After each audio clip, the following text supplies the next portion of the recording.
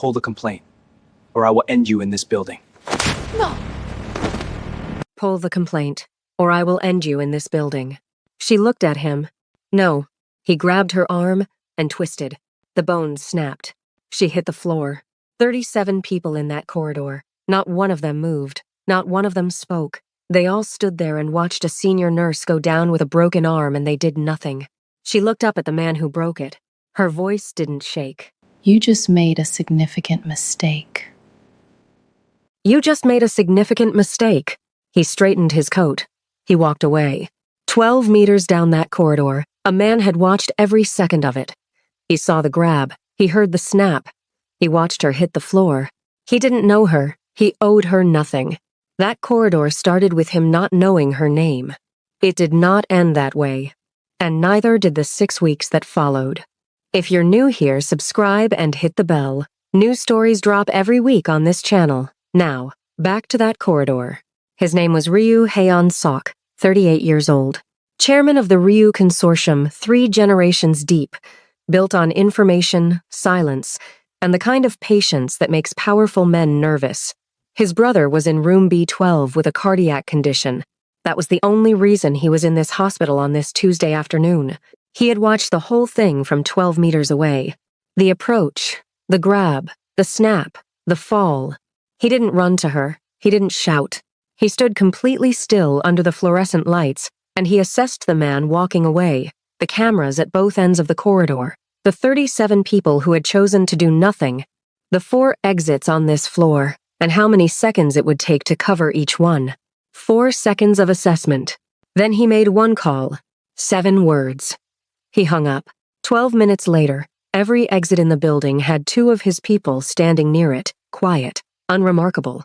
But there, every face in that corridor would be identified before they left the building. Every name, every role, all of it documented. Then he put his phone away, and he watched Adaise Okafor get herself off the floor. A nurse brought a wheelchair. She looked at it. She looked at her arm hanging at the wrong angle. She made a decision, the fast, precise kind, that only someone who works in medicine makes about their own damage, and she stood up on her own. She held the broken arm at the exact angle of someone who has mapped the fracture and chosen the position that causes the least additional harm. She walked to the treatment wing, steadily. 1 foot, then the other. He didn't follow her. He stood in that corridor, and he waited. 6 hours passed. Shifts changed. Dinner trays rolled by. The evening visiting hours came and went. The hallway lights shifted from day to night. He didn't move. Here is what you need to know about men like Ryu Hyun-seok. When something catches their attention, they don't look away until they understand it completely. At 11 that night, a night nurse quietly informed Adaise, arm freshly cast, pain medication blurring the room's edges, that the man who had been standing outside room B12 all evening had just left the building. Adaise looked at the ceiling. He stayed 6 hours, she said. Yes. Why? The nurse didn't have an answer. Neither did Adaise. But she was going to find one. Now, who was she before Tuesday? She was 30 years old. She had grown up in Baltimore. Her father was a Nigerian surgeon. Her mother was an American schoolteacher.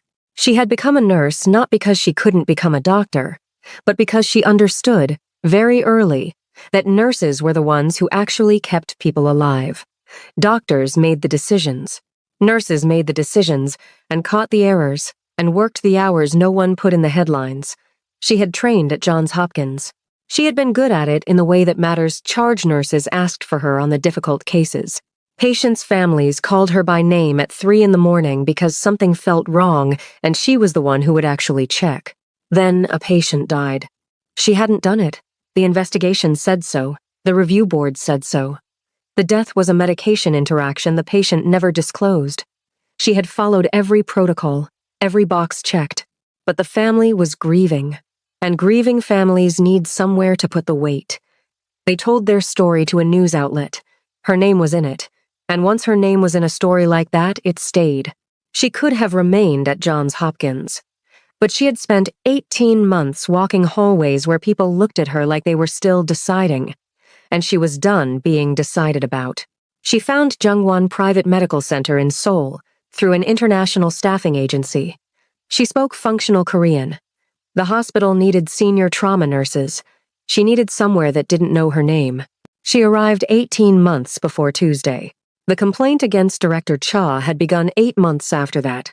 She'd noticed small things, first billing codes that didn't quite match procedures, recovery extensions that were slightly longer than the clinical notes justified. A colleague told her not to dig at things that didn't need digging. She kept looking anyway, because Ade's Okafor was not built to stop looking at something she had already started looking at. What she found was a system. Not a surgeon cutting corners. Not opportunistic fraud. A deliberately engineered machine, 12 months of surgical data, specific patients selected by insurance profile, billing codes adjusted by precise increments, recovery timelines extended by calculated amounts that added up to extra procedure days, extra billing cycles. $40 million a year, running for years before she arrived. She filed a formal complaint 6 weeks before Tuesday. That was why Cha had come for her in that corridor. 3 days after the bones snapped, she came back to work. The cast was clean and white. She arrived 2 minutes before her shift, 5:58 a.m., and found Director Cha in the lobby. He had been waiting long enough that his body had stopped believing it was temporary. He had positioned himself between the entrance and the elevator, close enough to her path that passing him required a choice. She looked at him.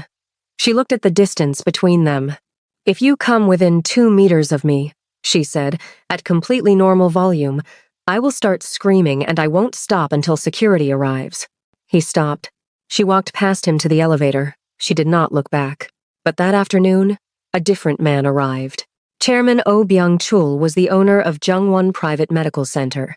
He came with flowers she hadn't asked for, warmth she hadn't requested, and an apology that sounded like everything and committed to nothing. He had the manner of men who have been liked on purpose for so many years that the performance looks like the real thing to most people, most of the time. He sat across from her in the hospital cafe and asked gently, apparently concerned, exactly what she had seen in the patient files that prompted her complaint. He said he wanted to understand the full picture. She told him just enough to seem cooperative. She withheld the specific data that mattered. She did it without thinking. The same instinct that had caught Cha's billing patterns told her that O's warmth arrived in exactly the wrong way. Genuine warmth is uneven. It surges and falls short because it comes from feeling rather than calculation. This warmth was even, pre-measured, exact. She thanked him for coming. She went back to her shift. That same afternoon, Hyun-sok passed her in the corridor. She was reviewing a chart left-handed, slower than usual, compensating with deliberate precision. He stopped. "You're back," he said. "Broken bones heal," she said without looking up. "Understaffed wards don't." The camera footage has been secured, copied before anyone thought to check the deletion protocols. She looked up. "Why are you doing this?" she said. "You don't know me." "I was 12 meters away," he said. "I could have been there in 4 seconds." "That's not an answer." "I was there," he said. "That means something to me." She looked at him for a long moment. This was a specific kind of man. Not the kind who performed concern. Not the kind who brought flowers and calibrated warmth. The kind who said exactly what he meant and expected the same back. "I don't know what to do with that," she said. "You don't have to do anything with it," he said. "I'm telling you the footage exists." He went to his brother's room. She stood in the corridor for a moment. She thought about a man who secured evidence before anyone knew to delete it, then stayed 6 hours in a hospital hallway for a woman he'd never spoken to. She thought about what kind of person does that. She went back to work, but she filed it. 3 days later, she arrived at her locker and found it forced open. The notebook was gone. The one where she had been rebuilding her complaint documentation by hand because digital submissions had a way of disappearing into administrative systems and not coming back. Her stethoscope was still there. The photograph of her mother was still on the door. The charger was still there. Only the notebook. Targeted. Specific. Someone who knew exactly what to take. She went to security, filed a report. The locker room footage had a 20-minute gap, 11:14 to 11:34 the previous night. A technical malfunction, they said. She wrote down the exact times and the names of both officers she spoke to. Then she went to the pharmacy storage room. 3 weeks earlier, the same instinct that had caught the billing patterns had made her produce a complete handwritten duplicate of the complaint documentation and hide it inside a surgical supply binder. The backup was intact. She sat on the floor of that storage room and worked through the full picture 12 months of surgical data, every affected patient mapped by insurance profile and expected length of stay, every billing adjustment calculated to the incremental day. This wasn't a surgeon stealing from the margins. This was architecture. Someone had designed this from the ground up, built it carefully, maintained it for years. $40 million annually. She took the documentation to Dr. Jian Sai-Bayok, head of nursing, the woman who had appeared 4 minutes after the arm snap, who had held her hand through the examination, who had filed the incident report herself, the most powerful ally Adaiz had inside the building. Jian listened carefully. She asked the right questions. She advised Adaiz to submit formally and let the investigation process handle it. 3 days later, the submission couldn't be located. Adaiz had Hyun Sok paged. She waited in the hospital cafe. He arrived in 12 minutes. The cafe smelled like burnt coffee and old plastic. The PA system murmured somewhere above them. "Someone destroyed my submission," she said. "I know," he said. It was misfiled 40 minutes after it was received from a terminal in the head of nursing office. She looked at him. "Jian," she said. "The access came from her terminal," he said carefully. "She was sitting with you at 4:47, which means she gave someone her credentials." "Yes." She looked at her coffee. She thought about the 4-minute response time on Tuesday before the incident was officially logged. She thought about the warmth, the same pre-measured quality as O's. "Find out who," she said. "Yes," he said. What she didn't know yet, what she was about to find out, was that the person pulling the strings was operating inside Ryu territory, and had been for 4 years, without permission, without a single conversation. That was not something men like Hyun Suk forgot. But first he took her to the rooftop. She was eating cold rice during her lunch break, looking at souls spread out below the hospital. He sat down nearby. He had information he could have texted. He came in person. He told her what he had found about the credential access. And then because she had asked him directly the week before, and he had told her he would tell her the truth, he told her what he was, the consortium. 3 generations, what it did and how it operated, and what his role in it was. He didn't soften it. He didn't frame it. He laid it out the way she laid out, patient data complete and without decoration. She listened without interrupting. "Why did you stay 6 hours?" she said when he finished. He was quiet for a moment. "Because you said you just made a significant mistake," he said, with a broken arm, on the floor. "And I wanted to know what kind of person says that. What kind does? The kind that doesn't need the footage to know she's going to be all right." She looked at him. Something shifted between them, not the soft beginning of a romance. Something more fundamental. The recognition of a person who has looked at you accurately and is reporting what they found, without flattery, without management. "I can live with what you are," she said. "What I can't live with is being managed. If you know something I need to know, you tell me directly." "Yes, and I'll argue with you about things that matter." "I'm counting on it," he said. She picked up her cold coffee and drank it. He watched her do it without comment. The thread between them tightened, not into romance, into something more durable, 2 people choosing trust with full knowledge of who the other is. What neither of them knew yet was how much that thread was about to be tested. Because while they were sitting on that rooftop, Chairman Oh Byung-chul was recalibrating.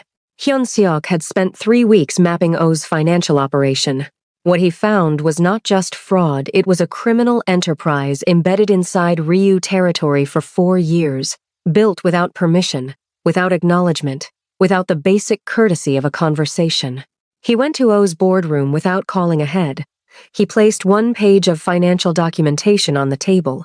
He gave Oh 30 days to begin orderly withdrawal from Ryu territory. He didn't raise his voice. He didn't make a threat. He described what was already in motion. Oh maintained his warmth through the entire meeting, which was, genuinely, impressive. The moment Hyunsuk left, Oh made a phone call. He called Jae-won. Adais was in the cardiac ward when the call came through. She saw Jae-won's face through the window of his room, the specific change that happens to a person when news they have been dreading arrives and they have to decide, in real time, what to do with it. She filed it. She would think about it later. Then came the morning that started with her laboratory door standing open. She had not left it open. She never left it open. The room appeared untouched, but she had a placement system, specific angles, a careful arrangement built precisely for this moment. 3 items were fractionally off. Someone had gone through her work with professional care and left almost no trace. Almost. She photographed every displacement before she touched anything. She sent copies to 3 external locations. Then she went to find John. She laid it out simply. No anger, just facts, in order. The terminal access, the misfiling. The 4-minute response time on the day of the snap before the incident was officially logged. The laboratory. Jian tried to reframe it. Someone had accessed her terminal without her knowledge. She'd been trying to protect Adais from inside the system. You were sitting next to me at 4:47, Adais said. You couldn't have done it yourself. Which is exactly. Stop, Adais said. I'm not asking you to confess. I'm telling you I know. There's a difference. The room went quiet. The clock on the wall ticked. How long? Adais said. 6 years, John said. The warmth was gone. The performance over.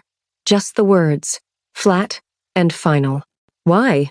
I borrowed money during a family crisis. By the time I understood what he was, I was already inside. Too deep to come out cleanly. Adais looked at her for a long time. That's the worst kind of trap, she said. The one you walk into while telling yourself you had no choice. She left. Here is what she didn't know about men like Oh Byung-chul. They don't just buy loyalty. They manufacture it, layer by layer, over years, until the person inside the trap has forgotten there was ever an outside. Jian had forgotten. Adais had not. But the cost of Jian's 6 years was about to arrive in ways even Adais hadn't mapped yet. 4 days later, 2 men followed her home from the hospital. She noticed on the 3rd block, a blue sedan. It had matched her last 4 turns. She walked into a convenience store at a steady pace. She went to the back. She called Hyun-suk. 2 men, blue sedan.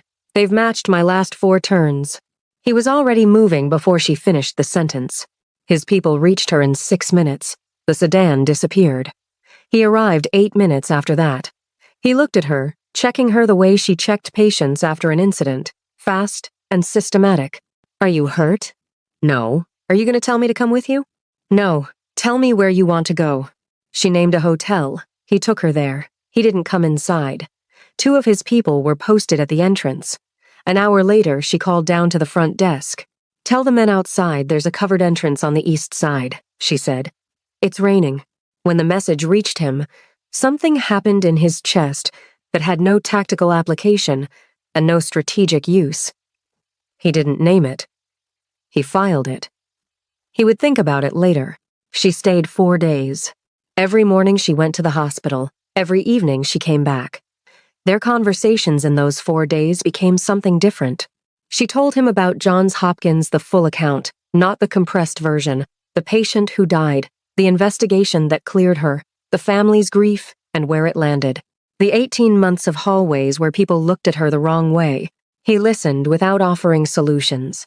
He received what she said with the completeness of someone who understood that some things don't need solutions. They need witness. You listen like it matters, she said one evening. It does, he said. Here is what she had started to understand about men like Ryu Haeon-sok. The more carefully they move, the more certain they already are. He was certain. She was getting there. But the thing that would break both of them open hadn't happened yet. It happened on a Wednesday morning, 7 in the morning, in the cardiac ward. She heard raised voices from Jae-won's room. She pushed the door open and found him standing. He was not supposed to be standing. IV line pulled from his arm, blood running from the insertion point, arguing with 2 of Hyun-seok's men who had appeared in the room overnight. She moved fast, got him back in the bed, reinserted the line. She looked at his face, gray, tight, the specific expression of someone who has been carrying something enormous and is finally running out of the strength to carry it. J1. What's happening? He looked at her, his eyes filled. He didn't answer. She held his hand for a moment. Then she went to find Hyun-suk. She found him in the corridor. She told him what she'd seen. He looked at his brother's closed door for a long time. Then he went inside. She waited 40 minutes. When he came out, his face had the absolute stillness of a man holding something in place that wants badly to come apart. He told her, in the hospital garden. The evening settling dark around them, city lights beginning below. 8 months. Jae-won had been feeding information about the consortium to Oh Byung-chul for 8 months. Intelligence about operations, personnel, schedules, vulnerabilities, everything Oh needed to feel confident operating in Ryu territory without permission. The cardiac episode, the one that had placed Jae-won in Jungwon, the one that had placed Hyun-seok in that corridor on that specific Tuesday, had been induced. Not by Oh as a threat, by Jae-won. He had arranged his own poisoning. A compound provided by Oh, calibrated to produce a serious but survivable cardiac event. He had placed himself in Jungwon as a patient. He had placed his brother in that corridor. Because that was the window Oh needed, and Jae-won was giving it to him. He had not known about the nurse. He had not known his brother would watch a woman's arm get snapped and stay 6 hours because of 4 words she said on a floor. He put me in that corridor, Hyun-suk said. His voice was even throughout. That evenness cost him something she could see. Yes, he could have told me. And then Jae-won's words, which Hyun-suk repeated exactly. You would have found another way to keep me. You always do. Because you love me, and you don't know how to love someone without keeping them. The garden was completely quiet. She didn't say it wasn't true. She had watched Hyun-seok with his brother, the care in it, and the control inside the care. Both things real. Both things true at the same time. She wasn't going to tell him the part that was a cage wasn't real. He was right about one thing, she said. Which thing? That you love people by keeping them. He wasn't wrong. No, he said. He wasn't. A long pause. The city below them. Are you going to let him go? The longest pause of the night. Yes, he said. That's going to cost you. Yes, I know, she said.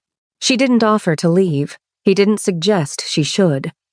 They sat in that garden until the night was full and the city was nothing but lights in the dark below them. She stayed. That was her answer. Before any words came, she stayed. 3 weeks later, Adaiz walked into Jungwon and found police vehicles at the main entrance. Inside controlled chaos. Director Cha Min-soo was being escorted from his office by 2 officers. Security pass already deactivated. Name already removed from the surgical schedule board. 11 years of absolute authority, walking out of the building under escort. 37 people in that corridor had frozen on a Tuesday. Today they were watching him leave, and nobody was covering their face. Adaiz documented it. Photographs, timestamps, the specific faces of the people who had stood in that hallway and chosen to do nothing. Then she went to work. Cha went first. Hyun-suk had released the corridor camera footage, the footage secured before anyone thought to check the deletion protocols through a medical ethics board contact, simultaneously with Adaiz's reconstructed complaint submission. Rebuilt over 6 weeks, duplicated across 7 external locations where nobody at Jungwon could reach it.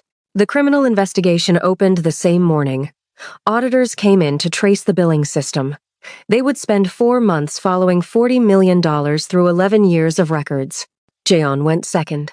Adaiz brought Jeon's full role to the hospital board herself. The credential access, the misfiling, the laboratory. 6 years of information transfer. The financial dependency that had made her a controlled asset inside the institution, position terminated. Referred for professional review. In their final moment alone, Jeon said, I told myself I was limiting the damage from inside. Did you? Adaiz said. Sometimes, John said. Not enough. I know, Adaiz said. That's the worst kind of trap. Jeon left. Adaiz watched her go. No clean satisfaction in it. Just the complicated thing that justice actually feels like. Not triumph, not relief, but the full weight of what it cost to get here. O went last, and he went from every direction at once. Regulatory bodies, board actions, financial exposure through channels Hyun-suk had been building access to for 3 weeks. The hospital placed under administrative review. O's parent corporation removed him pending investigation within 72 hours. Hyun-suk visited him once more. He sat across from O in what used to be O's boardroom mahogany table, the city visible through floor-to-ceiling glass behind them, and he described everything that was already in motion. Every channel, every door closing, every option that no longer existed. "You came to tell me personally," O said. "Yes. Why?" "Because you built a criminal enterprise inside my territory," Hyun-seok said. "You need to know exactly whose territory it is, before you spend the next several years thinking about what you did." He stood. He left. Jae-won landed in Lisbon the same morning. Hyun-suk had arranged the transport, the exit documents, the financial settlement, the separation from the consortium structure that his brother had wanted badly enough to arrange his own poisoning for. He had done it cleanly, without condition, at significant personal cost. That evening, Adaze found out the full scale of what Hyun-suk had done. She found him. "You didn't leave anything standing," she said. "No." "Was any of that legal?" "Some of it," he said. She looked at him for a long time. This was the moment she'd known was coming, not the idea of who he was, but the full concrete reality of what he did and how he did it. "What happens to people inside your organization who betray you?" she said. He understood what she was asking.